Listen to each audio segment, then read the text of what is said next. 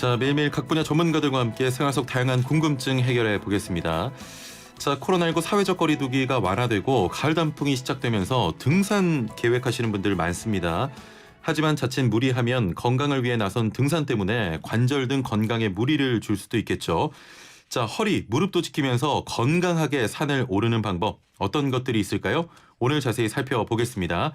자, 방송 들으시면서 관절 건강에 대해 궁금한 점 있는 분들 단문 50원, 장문 100원의 유료 문자 샵 0945번으로 서둘러 보내주시길 바랍니다. 이 시간 문자 많이 오기 때문에 늦게 보내주시면 상담받지 못할 수 있습니다.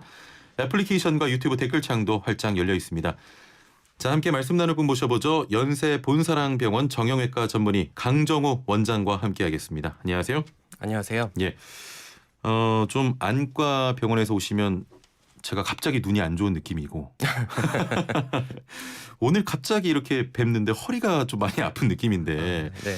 올해는 사회적 거리두기 등으로 집안에서 또 실내에서 생활하는 시간이 많아졌습니다. 사실 움직임이 적어서 어떻게 보면 허리 다치시는 분들도 적을 것 같은데 어떻습니까? 일반적인 경우에는 그렇게 생각할 수 있습니다. 예. 예를 들면 미세먼지가 심하다든지 혹은 심한 더위나 추위 또 비나 눈으로 인해서 야외 활동을 일시적으로 줄이는 경우가 여기에 해당되겠죠. 예. 하지만 지금은 코로나라는 초유의 사태로 인해서 이 기간이 매우 장기화되고 있습니다. 그렇습니다. 다칠 만한 기회가 줄어들어서 좋은 것보다는 오히려 운동량 감소로 인해서 근육량이 줄어들고 예. 햇볕을 쬐는 시간이 줄어들어서 뼈가 약해지는 위험성이 더 커져버렸습니다. 예. 몸의 모든 부위가 그렇듯이 허리 건강 또한 근육량과 매우 밀접한 관계가 있기 때문에 예. 코로나 시대는 좀 더 특별한 주의와 노력이 필요하다고 봅니다. 이렇게 밖에 외출하지 않고 또 운동량이 적어지면 갑자기 뭔가를 들었을 때 더 심하게 다칠 것 같거든요. 아무래도 예. 몸이 경직된 상태이기 때문에 그럴 위험성이 더 커지겠죠. 예. 자, 본격적으로 좀 이야기 나눠볼 텐데 어느새 가을이 오고 거리에만 나가도 단풍이 좀 곱게 물들어 있습니다. 자, 그러면서 가을 등산 가시는 분들도 많은데 등산 중에 허리를 삐끗한다고 하죠. 이런 미끄럼짐 등으로 많이 생기는 질환들 좀 어떤 게 있겠습니까? 실제로는 염좌처럼 근육이나 인대에서 생기는 일시적인 통증이 대부분입니다. 예. 이 경우에는 며칠간 안정을 취하거나 간단한 진통제 복용만으로도 대개는 좋아지고요. 예. 심각하게 생각해야 할 대표적인 질환으로는 척추 압박골절이 있습니다. 예. 척추에 골절이 발생하면 그 대개 앞부분의 몸통, 즉 척추체가 마치 깡통을 밟은 것처럼 위에가 찌그러지면서 높이가 낮아집니다. 예. 그래서 우리가 압박골절이라는 표현을 쓰는데요. 넘어지면서 큰 충격에 의해서 발생하는 경우가 많지만 예. 뼈가 약한 골다공증 환자의 경우에는 크게 넘어지지 않더라도 작은 충격만 가해져도 골절이 발생할 수 있습니다. 예. 실제로 심한 골다공증 환자들 중에는 기침을 자주 하다가 척추 압박골절이 발생하는 경우도 있습니다. 기침하다가 그런 심한 일도 경우는 발생을 그럴 수가 하는군요. 있습니다. 예. 자, 그 삐끗에서 끝나면 좋을 텐데 이게 좀 오래가는 분들도 많으시잖아요. 치료를 받았는데도 허리 통증이 계속된다거나 이런 분들 허리가 아프면 디스크를 의심할 수밖에 없는데 앞서 말씀하신 질환들과 디스크는 좀 차이가 있습니까? 그 앞서 말씀드린 염좌나 압박골절이 한두 번의 충격으로 갑자기 발생하는 것이라면 디스크는 이러한 충격이나 잘못된 자세 또 퇴행성 변화가 누적되면서 생기는 질환입니다. 그래서 디스크 초기에는 가끔 무리할 경우에만 불편하다고 느끼는 정도로 시작하는데요. 이 단계에서는 저절로 호전되는 경우가 많기 때문에 특별히 병이라고 느끼기는 어렵죠. 하지만 디스크와 같은 퇴행성 질환은 본인이 증상을 느끼지 못하더라도 서서히 진행을 하는 게 일반적입니다. 그래서 시간이 갈수록 통증이 점점 심해지고 또 빈도도 잦아지면서 병원을 찾는 경우가 생기게 됩니다. 말씀 들어보니까 제 증상 같은데 점점 허리가 안 좋아지고 그러면 치료 방법도 차이가 있습니까? 어떻게 해야 될까요? 우선은 원인에 상관없이 통증이 발생한다면 일단 활동이나 운동을 쉬면서 안정을 취하는 것이 좋습니다. 그렇게만 해도 상당 부분은 해결되기 때문인데 이 경우에는 물론 크게 걱정하지 않으셔도 됩니다. 하지만 수일 이상 지나도 심한 통증이 지속된다든지 또 심하지 않더라도 장기간 반복된다면 병원을 찾는 것이 좋겠습니다.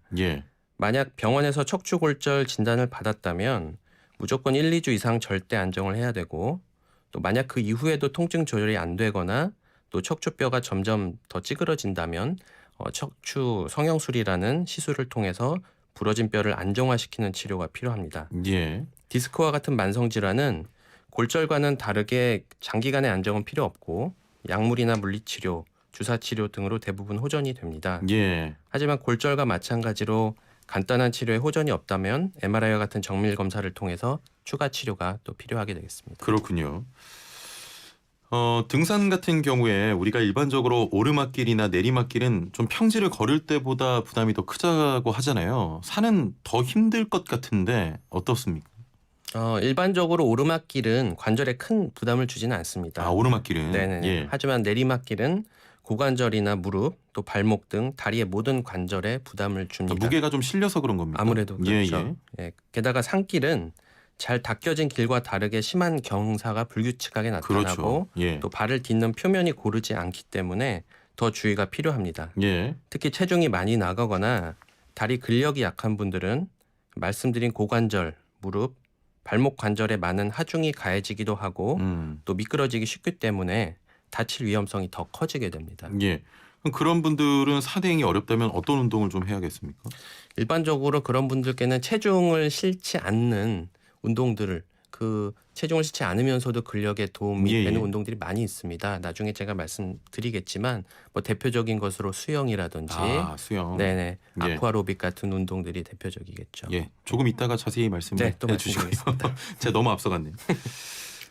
특히 요즘 코로나 때문에 실내에 오래 있으면서 운동량이 예전보다 적어지신 분들 뭐 많지 않습니까? 그런데 이렇게 안 움직이다가 예전 생각하면서 갑자기 산을 오른다거나 이러면 좀 몸이 많이 부담이 될 것 같아요. 예, 맞습니다. 예.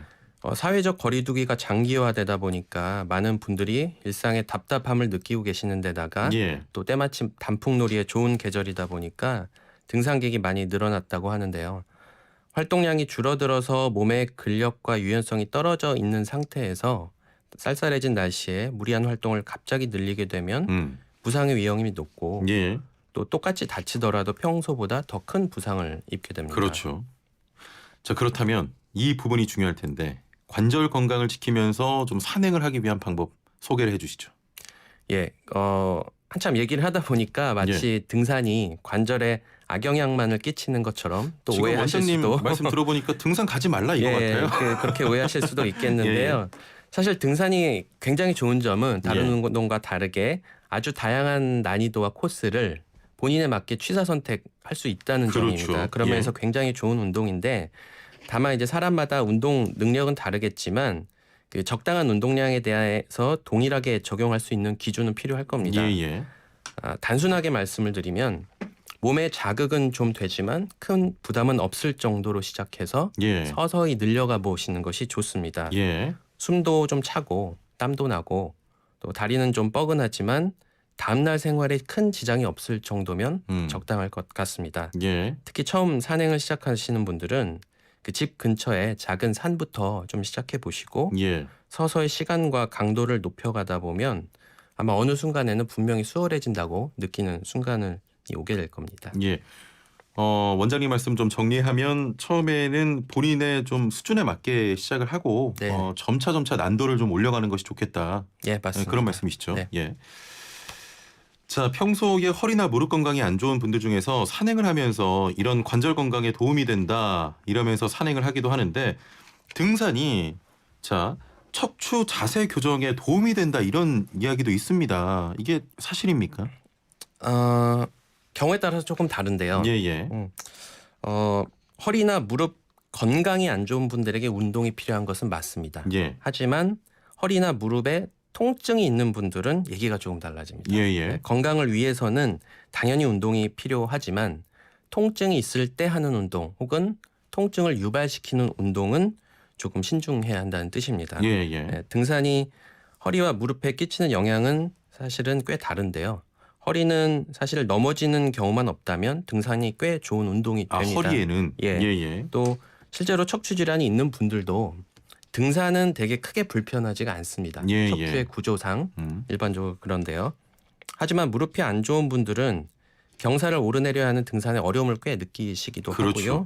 또 이 동작들이 실제로 무릎에 부담을 많이 주는 것도 사실입니다. 예. 그래서 이제 무릎이 안 좋은 분들께는 아까 말씀드렸듯이 체중을 싣지 않으면서 근력을 기를 수 있는 자전거, 예, 수영 혹은 아쿠아로빅 예. 등을 권해드립니다. 혹은 병원에서도 자료들을 찾을 수 있지만 요새는 이제 인터넷에 자료들이 많기 때문에 실내에서 하는 체조들 가운데 그런 것들을 검색해 보면 얼마든지 검색이 잘 가능하실 것 같습니다. 또 덧붙여서 말씀드리고 싶은 것은 그 통증이란 것은 몸이 보내는 일종의 신호라고 생각하시면 됩니다. 예. 적당한 자극을 넘어서는 심한 통증이 그것도 자주 느껴진다면 운동 강도를 낮추거나 일정 기간 쉬는 것이 좋겠습니다. 예, 알겠습니다. 삐끗한 허리 잡고 병원에 바로 갈 수 없을 때가 있지 않습니까? 네. 긴급하게 좀 조치할 수 있는 방법 어떤 게 있겠습니까? 일단 첫 번째는 집에서 안정을 취하시는 것이 우선이고요. 예. 통증이 심하면 약국이나 편의점에서 진통제나 파스를 사서 이용하시는 것이 좋습니다. 예. 간혹 그 아픈 곳을 자꾸 자극시켜서 풀려고 하시는 분들이 계시는데 예. 실제로는 큰 도움이 안 되기 때문에 급성으로 생기는 통증에서는 자제하시는 것이 좋겠습니다. 좀 아파서 이렇게 막 주무르고 이렇게 하는 게 별로 도움은 안 되는 거예요? 가볍게는 상관없는데 예. 이제 가끔 이제 주로 연세가 많이 드신 분들이 그런 경우가 있는데 심하게 아픈 곳을 자극시키거나 하는 경우가 있지만 예. 실제로는 큰 도움이 안 됩니다. 그렇군요. 네. 아니 찜질하란 말 있잖아요. 네, 저 그렇죠. 아직도 헷갈리는데 냉찜질을 먼저 해야 됩니까? 아니면 온찜질을 먼저 해야 됩니까? 그게 이제 경우에 따라서 사실은 조금씩 다릅니다. 예. 특정 부위를 부딪혀서 통증이 있거나 또 그 부위가 부었을 때는 초반 1일간은 냉찜질을 통해서 붓기와 염증을 줄여주는 것이 필요하고요. 처음에는 냉으로. 네네. 예. 또 그 이후에는 또 온찜질을 통해서 이 혈액순환과 이완을 도와주는 것이 일반적입니다. 예. 원인에 따라 조금 다르긴 하겠지만 염증을 제외하고 디스크나 척추관 협착증 같이 장기간 반복되는 이러한 통증에는 일반적으로 온찜질이 도움이 됩니다. 예. 알겠습니다. 요즘 관절이 안 좋은 담당 PD가 이런 질문 지금 써줬는데 붙이는 관절약이라면서 여러 제품들 좀 나와 있잖아요. 네네. 그런 거는 어떻습니까? 이게 좋다는 사람도 있고 오히려 관절을 좀 무리시킨다 이런 분들도 좀 있더라고요. 붙이는 관절약 이제 대부분 흔히 파스를 얘기하는 건데요. 먹는 진통소염제와 큰 차이는 없습니다. 예. 붙이는 실제로는 것과? 실제로 그래서 그것은 본인의 편의에 따라서 사용을 하시면 되겠고 일단 그래도 효과는 있는 겁니다. 물론입니다. 예. 네, 효과는 있습니다. 예, 알겠습니다. 자, 질문 좀 이어가도록 할게요. 애청자분들께서 질문을 좀 하셨는데 3352번님 좀 등산 매니아는 아니지만 등산 좋아하는데 어느 날 앉았다 일어나니까 무릎에서 뚝 소리가 나요. 내심 불안한데 좀 주의사항 좀 알려주세요 하셨네요. 실제로 우리 몸에 몇 군데에서 소리가 나서 걱정되셔서 병원에 오시는 분들이 계세요. 예, 뚜둑 소리 가끔 나잖아요. 네네. 예. 하지만 이제 실제로 대부분의 경우는 문제가 되는 경우는 없습니다. 소리만으로는. 예. 소리가 날 때 통증을 같이 동반을 한다든지 어떤 기능상의 문제가 같이 겹쳐졌을 때는 병원에 찾아서 검사를 해보시는 것이 좋지만 사실은 뭐 손에서 이렇게 소리 나는 것들도 직접 하시네요. 그런 거가 비슷한 건데 예. 소리 자체에 대해서는 사실은 크게 걱정하실 필요는 없습니다. 무릎에 뚝 소리가 나면서 통증이 있으면 당연히 병원에 네네네. 가서 진료를 받아보셔야 되지만 소리만으로는 크게 뭐 이상은 없을 것이다. 네네. 예. 8736번님. 택시 기사인데요. 허리가 가끔씩 심하게 아프면 통증 클리닉을 갑니다. 수술해야 할지 고민인데 저도 이거 같이 좀 궁금한 부분인데요. 어느 분은 수술하는 게 좋다라고 말씀하시고 어떤 분들은 수술하지 말아라라고 하시는데 이게 어떤 게 맞는 말입니까? 반은 맞고 반은 틀린 말이죠. 예. 네. 척추 질환들은 사실은 세계적으로 다 치료 방법이 다 확립돼 있습니다. 예. 크게 다르지 않고요. 다만 이제 그것이 환자분의 여건이나 통증의 정도나 생활 양상에 따라서 나타나는 정도나 불편한 정도가 다르기 때문에 예. 치료를 다르게 적용할 수 있는데요. 실제로 대부분의 디스크 환자분들, 전체 환자분들 중에 대략 한 7-80% 이상은 수술이 필요 없습니다. 예. 그 얘기는 바꿔 얘기하면은 수술을 하지 않고 대부분의 통증이 조절이 된다는 뜻이죠. 뭐 약물이든 먹는 물리치료든, 약이든 물리치료든 주사 치료든 이런 것들을 통틀어서 다 보존적인 치료를 하는데 예. 다만 이제 주사 치료 같은 경우는 너무 단기간에 자주 맞는다든지 혹은 자주가 아니더라도 다량을 맞는다든지 하는 경우는 부작용의 우려가 있기 때문에 조금 자제하시는 것이 좋겠고요. 예. 병원에서 치료를 권유해드리는 것은 기본적으로는 디스크나 척추관 협착증 같은 그런 척추 질환에 본인의 관리가 잘 된다는 가정하에 치료를 권해드리는 것이거든요. 예. 그래서 본인이 하실 수 있는 선에서 관리는 충분히 하시고 그런 치료들 병행해 가시면 예. 충분히 효과가 더 좋을 거라고 예상이 됩니다.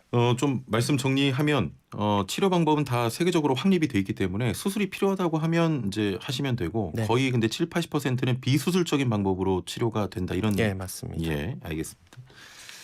1049번님, 원래도 요통 허리 통증이 있었는데 요즘 일교차가 커지면서 더 심해지는 것 같습니다. 척추 아픈 것도 계절을 탑니까? 라는 질문이네요. 네. 여러 가지 이론으로 설명되고는 있지만 예. 어쨌거나 계절의 변화는 척추나 관절에 영향을 끼칩니다. 일반적으로는 더운 계절보다는 추운 계절에 예. 또 맑은 날보다는 흐린 날 일반적으로 그 신체가 경직되면서 통증을 느끼는 것이 일반적입니다. 예. 지금 유튜브로 많은 분들께서 원장님 응원하고 계신데 혹시 그 직원분들이 이렇게 출동을 하셨나 봐요? 네. 좀 많이 보시고 계신 것 같습니다. 자, 문자로 3352번님, 무릎에서 신호를 가끔 보내는데도 산행을 간다면 내려올 때 어떻게 좀 내려오는 게 무리가 덜할까요? 라고 하셨는데 간단하게만 좀 말씀 부탁드릴게요. 간단하게 몇 가지만 말씀드리면 내려올 때 가까운 거리로 내려오지 마시고 살살 돌아서 내려오게 되면 상대적으로 경사에 영향을 덜 받을 수 있습니다. 직진하지 말고 좀 약간 그렇죠. 곡선을 그리면서 내려가면 돌아 내려오시는 예. 것이 몸에 훨씬 부담이 덜 되겠습니다. 알겠습니다. 저희가 또 다음번에 모셔봐야겠네요. 오늘 말씀 감사합니다. 네, 감사합니다. 지금까지 연세 본사랑병원 정형외과 전문의 강정호 원장과 함께했습니다.